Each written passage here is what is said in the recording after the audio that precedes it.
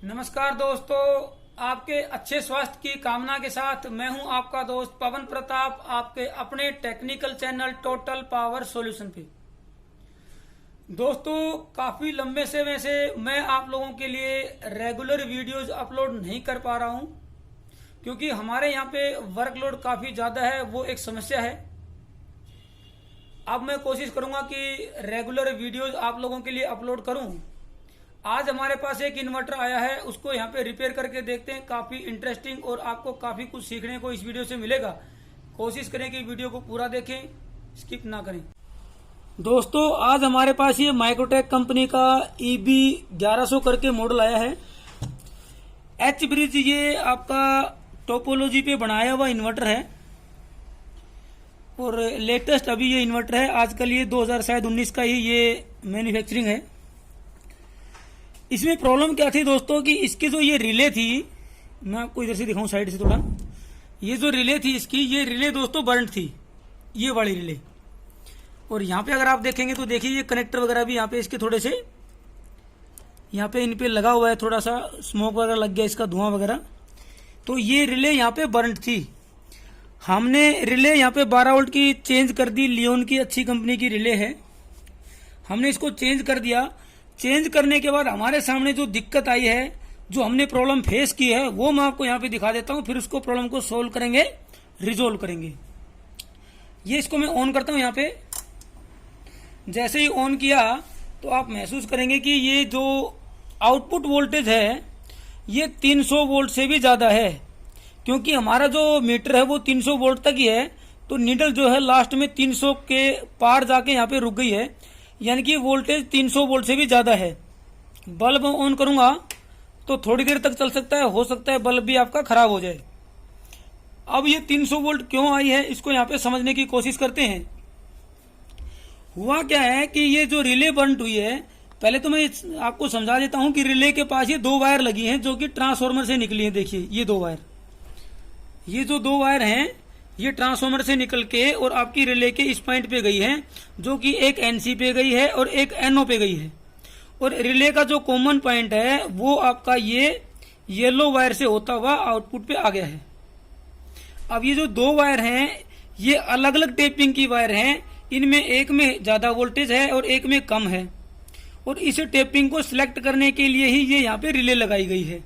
एक रिले यहाँ पे लगी है, लेकिन इन टेपिंग को सिलेक्ट करने के लिए ही यहाँ पे ये रिले लगाई गई है। मैं वोल्टेज आपको यहाँ पे मेजर करके दिखा देता हूँ।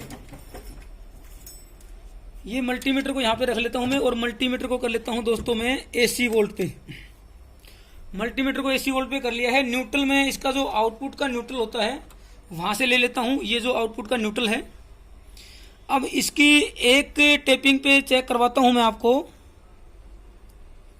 वोल्टेज है 260, ये लोअर आपकी टेपिंग है। 260 अगर आप इसको देखेंगे ऐसे, ये देखिए 259, 260, 250 के आसपास इसकी लोअर टेपिंग है। इसके साथ वाली पे अगर मैं दिखाऊं आपको, यहाँ पे ये देखिए दूसरी वाली वायर पे यहाँ पे, तो उस केस में आउटपुट वोल्टेज आपकी आई है, देखो 373 आपको आउटपुट वोल्टेज ही दिखा रहा है। यानी कि अभी जो आउटपुट वोल्टेज आपकी आ रही है वो शायद 373 ही आनी चाहिए। हम आउटपुट को भी यहाँ पे चेक कर लेते हैं। ये देखिए 373, ये मैं आउटपुट पे चेक कर रहा हूँ। यानी कि जो हाई वोल्टेज वाली टेपिंग है वो आपकी परमानेंट कनेक्ट हो गई है आउटपुट से, जबकि इसको ये सिलेक्ट करता है वोल्टेज की टेपिंग को। कम या ज्यादा वोल्टेज के केस में ये कनेक्ट और डिस्कनेक्ट करता है, लेकिन यहाँ पे परमानेंट हाई वोल्टेज पे ये टेपिंग कनेक्ट हो गई है। यानी कि रिले हमने चेक करके डाल दिया, यहाँ पे रिले आपका ठीक है। लेकिन रिले को ऑपरेट करने के लिए भी यहाँ पे ट्रांजिस्टर होता है, माइक्रो कंट्रोलर होती है। तो माइक्रो कंट्रोलर ठीक है, क्योंकि बाकी फंक्शनिंग इसकी बिल्कुल सही है, कोई काम में ये दिक्कत नहीं कर रहे। तो अब हम क्या करेंगे कि इस रिले को ऑपरेट करने के लिए यहाँ पे Q12 पे, ये लोकेशन है Q12। मैं इसको एक बार ऑफ कर देता हूँ ताकि मैं आपको नजदीक से इसको दिखाऊं। ये Q12 पे एक ट्रांजिस्टर लगा हुआ है। देखिए इस रिले को ऑपरेट करने के लिए ये वाला ट्रांजिस्टर, ये है 1F। तो ये ट्रांजिस्टर आपका यहाँ पे शॉर्ट हो गया है, इसलिए ये रिले आपकी परमानेंट ऑन हो गई है। क्योंकि रिले बर्न्ट हुई थी, तो रिले के बर्न्ट होने से शायद उसकी कॉइल में भी दिक्कत आई होगी, उस वजह से ये ट्रांजिस्टर आपका बर्न्ट हो गया। या फिर मैं ऐसे भी कह सकता हूं कि ये ट्रांजिस्टर पहले खराब हो गया, जिसकी वजह से हाई वोल्टेज पे ये आपका जो रिले है वो कनेक्ट हो गया। ज्यादा वोल्टेज पे अगर लोड चलेगा तो करंट भी ज्यादा लेगा, उस वजह से रिले खराब हो गया। तो ये संभावना ज्यादा है कि पहले शायद ट्रांजिस्टर खराब हुआ होगा, उसकी वजह से वोल्टेज ज्यादा निकली, ज्यादा वोल्टेज निकलने की वजह से करंट भी ज्यादा ड्रॉ किया और उसके बाद ये रिले आपकी यहाँ पे जल गई, बर्नट हो गई। इसको मैं आपको चेक करके यहाँ पे दिखा देता हूँ। देखिए वो अभी ऑफ किया हुआ है मैंने।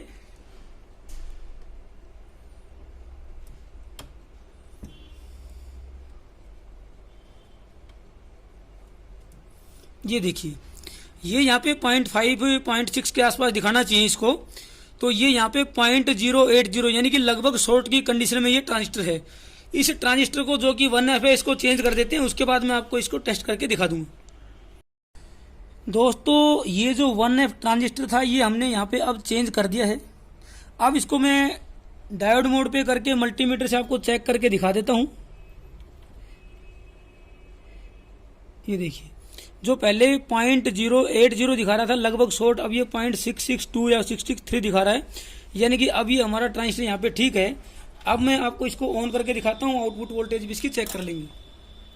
आप देखिए इसकी जो आउटपुट वोल्टेज है जो कि पहले 370-75 जा रही थी, अब ये 220-30 के आसपास ही इसकी आउटपुट वोल्टेज है। लोड डालेंगे तो वो देखिए यहाँ पे आउटपुट भी इसको यहाँ पे चेक करवा देता हूँ मैं कितनी है। AC वोल्ट पे हम इसको कर लेते हैं। बल्ब को अभी बंद कर देता हूँ। देखिए 260 के आसपास इसकी आउटपुट है, क्योंकि ये मॉडिफाइड साइन वेव होता है तो इसकी आउटपुट जो है प्योर साइन वेव की तरह इतनी प्योर नहीं होती है। अब यहाँ पे देखते हैं कि आउटपुट आपकी यहाँ पे आई है 260, यहाँ पे 376, यानी कि अब ये रिले यहाँ पे ऑपरेट जो परमानेंट ऑपरेट था ऑन था, अब वो ऑफ है। अब क्या हुआ कि अब ये आपकी 260 वाली आउटपुट है, ये आउटपुट में कनेक्ट हो गई है, जिससे आपकी आउटपुट यहाँ पे कंट्रोल हो गई है। अब वोल्टेज कम होने की कंडीशन में चार्जिंग के केस में अब ये क्या करेगा, इसको यहाँ पे हाई या लो वोल्ट से कनेक्ट करेगा ये चार्जिंग के केस में। ठीक है जी। तो अभी हमारा इन्वर्टर यहाँ पे ठीक हो गया है। तो इस तरह की वीडियोस को देखने के लिए आप हमारे चैनल की प्लेलिस्ट पे जाके वो सभी वीडियोस देख सकते हैं, रिपेयरिंग सीख सकते हैं। इंडक्शन की रिपेयरिंग भी, SMPS की भी, स्टेबलाइजर भी, इन्वर्टर भी, जितने भी होम अप्लायंसेज हैं उन सभी के रिपेयरिंग के वीडियोज हमने यहाँ पे अपलोड किए हैं। थैंक यू दोस्तों।